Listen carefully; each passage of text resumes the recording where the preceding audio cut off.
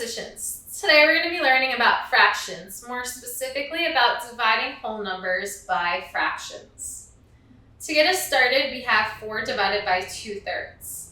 In order to begin here, we have to represent 4 whole parts. So, 1, 2, 3, 4. Then, because our fraction has a denominator of 3, we're going to split each one of these up into thirds.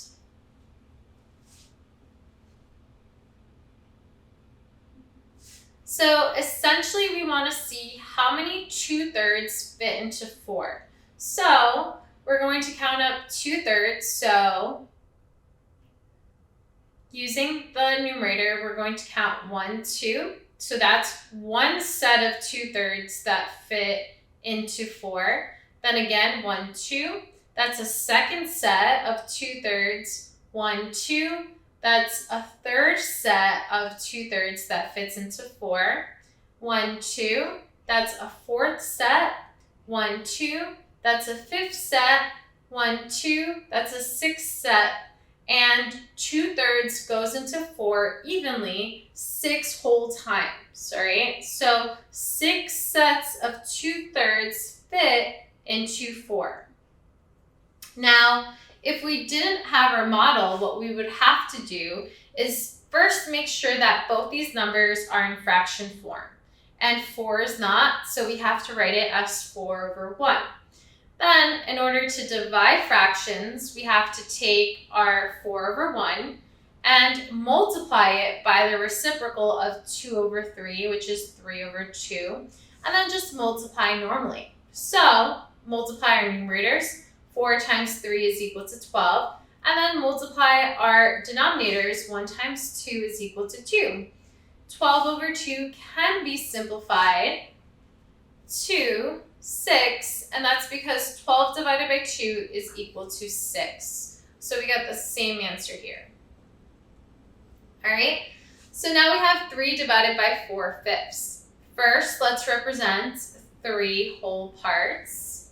So 1, 2, and one more 3, okay? Now, because our fraction is out of 5, we have to divide each one of these rectangles into fifths. So each one is going to be divided into 5 parts. Then we look at our numerator, which is 4. We want to figure out how many sets of 4/5 fit into 3. So we're going to count 1, 2, 3, 4. That's one group, so one whole set that fits into 3. Then we're going to count again, 1, 2, 3, 4. That's a second set. Then we're going to count again, 1, 2, 3, 4. That's a third set. And then we're going to count again, 1, 2, and 3. And notice that we can't complete a fourth set. So we completed 3 whole sets, making our whole number 3. And then in order to complete another set, we needed one additional piece, but we have 1, 2, 3 out of the 4 pieces we needed to make another set. So 3 divided by 4/5 is 3 and 3/4. Now, if we didn't have our model, we would have to first make sure that both these numbers are in fraction form. So 3 would need to be 3/1. And it's divided by 4/5. Now, we would take the 3/1 and multiply it by the reciprocal of 4 out of 5, which is 5 out of 4. And so we multiply the numerators. 3 times 5 is 15. And then we have 1 times 4, which is 4. This is an improper fraction that can be written as a mixed number, which is 3 3/4. So 3 divided by 4/5 is 3, and 3 out of 4. All right, so here we have another example. And again, to start, we have to represent our 2 wholes. So 1, 2. Now, our denominator is out of 6, so that means we have to take these 2 wholes and split them into 6 equal parts. And we're going to do that for both of them. All right, then we're going to use our numerator to count out our groups. So 1, 2, 3, 4, 5. That's one whole set that fits into 2. 1, 2, 3, 4, 5. That's a second set. And then we have 1 and 2. So we have 2 whole sets of 5, 6 that fit into 2. So our whole number is 2. And then here we have 2 additional pieces. So our numerator is 2, and we needed 5 in order to complete a whole set. So that's why it's out of 5. Now, if we didn't have our model, first make sure that both numbers are in fraction form. So 2 needs to be written as 2 over 1 divided by 5 over 6. And then we have to multiply 2 over 1 by the reciprocal of 5 over 6 in order to get our answer.